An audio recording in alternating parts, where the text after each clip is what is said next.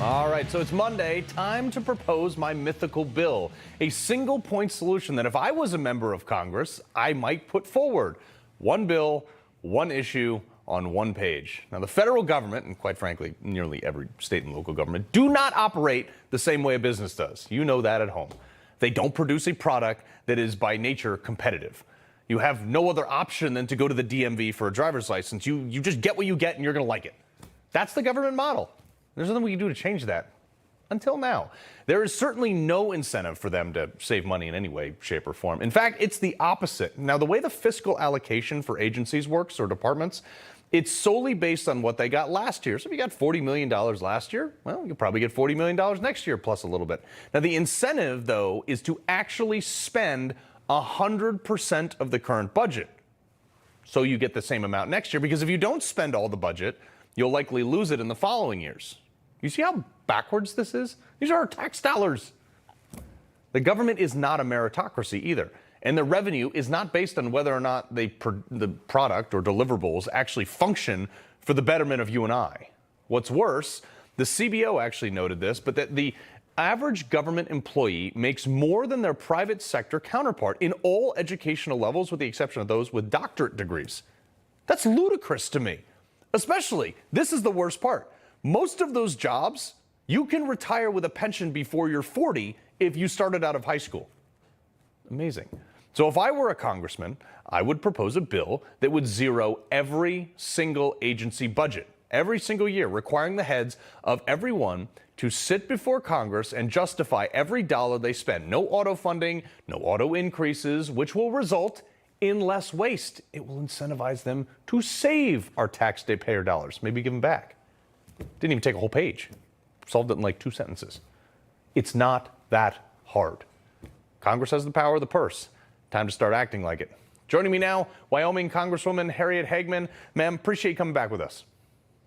Thank you for having me. Before I get on to this, your weaponization committee stuff, I want to ask, am I asking too much for people to ask and justify why they want the money from the taxpayers? No, you're not asking for too much. Essentially, what you're describing is a form of zero-based budgeting.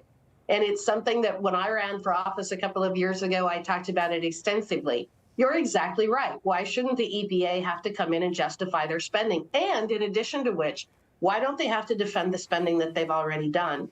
The wasteful spending that we see in this federal government is absolutely off the charts. The way that I always describe it is the problem with the way that we do our budget and our appropriations right now is that no agency ever has to make a choice between two really bad decisions. So, an example, the Department of Health could figure out, could either spend money to cure cancer or they could spend all their money on buying pink bicycles. They're always going to spend their money on buying the pink bicycles because then they know that the American public will scream and say, you have to give them more money so that they can cure cancer. And so what we've created is an incentive where truly they never have to make a choice between two bad decisions. Maybe we can just even start by saying they have to identify all their bad decisions and then they can only pick half of them. It's almost like the American people are like, you know what? Shut down the government. Leave it shut down. We hear that. Yeah. We hear it. Congresswoman, you are actually calling on Anthony Blinken to testify on your weaponization committee. This is big. Explain to what this is all about. Well, what this comes from is it relates to the letter that Jim Jordan sent last week, related to the fact that we now know that Anthony Blinken, when he was working on the Biden campaign, he was involved with the decision of those 51 former intelligence officials to write the letter in October of 2020 saying that the Hunter laptop appeared to be a classic case of Russian disinformation. So you have to start asking the questions, and the question that I'm asking is, how, as Secretary of State, is he representing America's interests when he knows that his boss is as compromised as Joe Biden is? We've got the Biden crime family that's being exposed. You just had Representative Anna Paulino-Luna on. She talked about what we're finding with the Oversight Committee. We're finding additional information with the Judiciary Committee and the Weaponization Committee.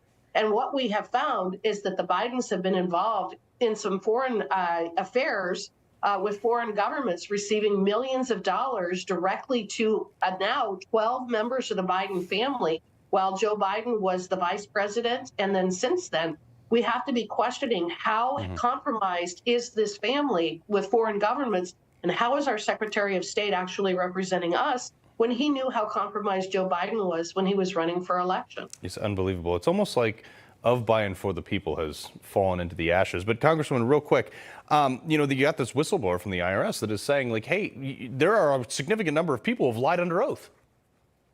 We need to get to the bottom of that as well. This is a very brave soul who is willing to come forward and say what is going on with these Hunter Biden investigations is being interfered with directly by the White House.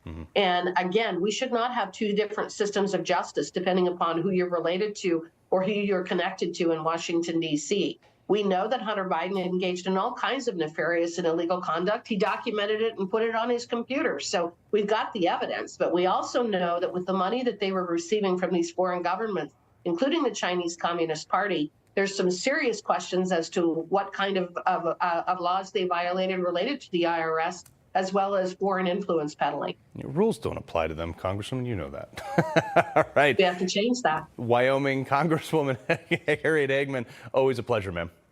Thank you. All right.